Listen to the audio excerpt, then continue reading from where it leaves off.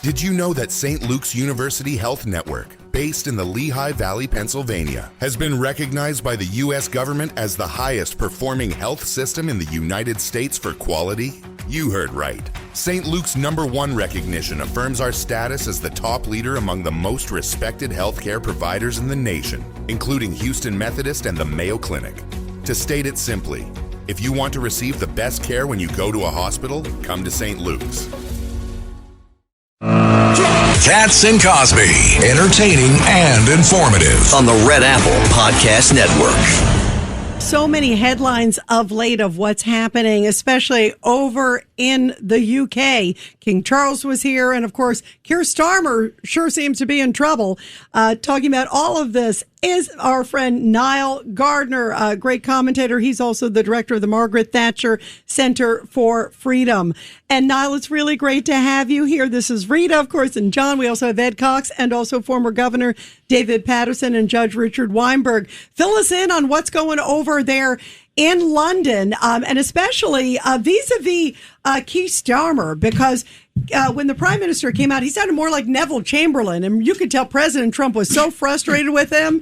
And then the new election took place with his party, and they're obviously not even happy with him over there, right? Well, Rita, thanks very much for having me on the show today. In fact, I just flew in from London, actually, late last night. And you're absolutely right about, Keir Starmer. What a complete disaster he is. He's, certainly in my view, the worst prime minister in British history. A shameless appeaser, of course, of the Iranian regime and other dictatorships across the world, and someone who's, knifed the United States in the back, actually, over the war against Iran. And at the same time, Keir Starmer's government is collapsing. There were recent local elections across the UK where the Labour Party, the ruling Socialist Party, suffered its worst defeat in its history.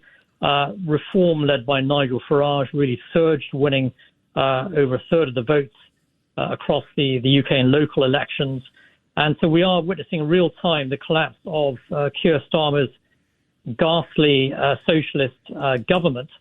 Unfortunately, however, we don't have a general election until 2029 or 2028 at the earliest. And so the socialists still have a couple of years left in power. They will replace Keir Starmer, I think, in the next few weeks, months or so. But the fight continues, of course, to get the socialists out of power. They've been a monumental disaster for Great Britain. Niall, what about the Muslim takeover of Great Britain? Last time I was over there, I really almost didn't even recognize London. Yeah, there's, I think, been, 2 decades or so of mass migration into the UK, both illegal and legal, largely from the Third World, overwhelmingly Islamic migrants, and parts of London have become, frankly, unrecognizable. The same goes for Paris, Berlin, Brussels, Vienna, The Hague, cities across Europe, the same thing. It's the huge Islamification of Europe, thanks to open borders policies, and Britain is fundamentally changing, actually, due to these open borders policies, and it's a real crisis, I think, for the future of Europe. It's a huge threat to the future of Western civilization. And the changes that we've witnessed in Britain just in the last couple of decades have been absolutely massive, really. And I think that, the UK and other European countries, Western Europe, are in real trouble here. Ed Cox. Yeah, I met Maggie Thatcher as prime minister with former President Nixon in 1983, and again at the services for President Reagan. She was just a very gracious lady. What would she think about the present situation in Great Britain? Well, that's an excellent point, John. And without a doubt, Margaret Thatcher would have been absolutely horrified by the state of Britain today. And I was with Margaret Thatcher actually during the 9/11 attacks, and she watched the horrific scenes, unfolding on television from London, and her immediate response was that we need to fight against the Islamists and defeat them, and that was her immediate advice, of course, to Tony Blair, who was then the Prime Minister, and she would have been, appalled and dismayed by the state of Britain today. And let's face it, the socialists, of course, are absolutely ruining the British economy, but at the same time, the mass migration issue is absolutely, I think, bringing Britain to its knees, and the same goes for many other countries in Western Europe. And she would have been mightily dismayed by the state of Britain today.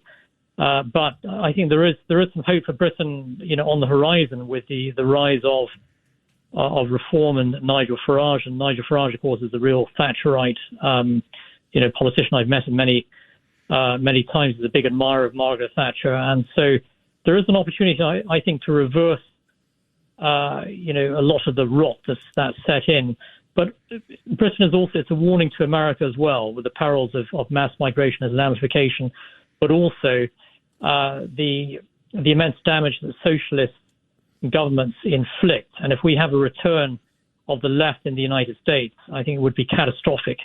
Well, I think it was catastrophic under the President Biden administration. Did it take King Charles, His Royal Highness, to come over and meet with President Trump to straighten out the situation in Great Britain?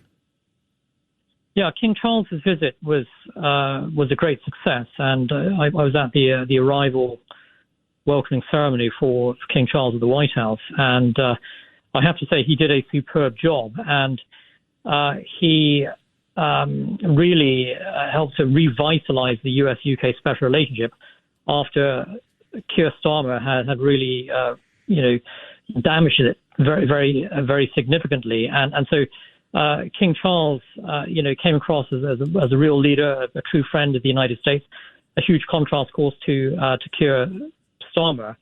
And the monarchy remains hugely popular in the United Kingdom, but it's also popular among the American people as well, which we saw clearly with the state visit. And thank God we still have the British monarchy in the UK, a real symbol of stability and strength at a time of political turmoil. And what a contrast between King Charles III and the absolutely awful Kier Starmer, who not only is Kier Starmer anti-American, I think he's anti-British as well. Wow. That's not good for a prime minister. I am so glad that King Charles came over and they worked it out with President Trump. And I think the two of them agree on many things. And the British people realize where they went wrong. Yeah, absolutely. I mean, a hugely successful state visit. And also with President Trump, you have in my view, the most pro-British, U.S. president of the modern era. He clearly loves the British people. He is a tremendous supporter, of course, of Brexit and British sovereignty and self-determination.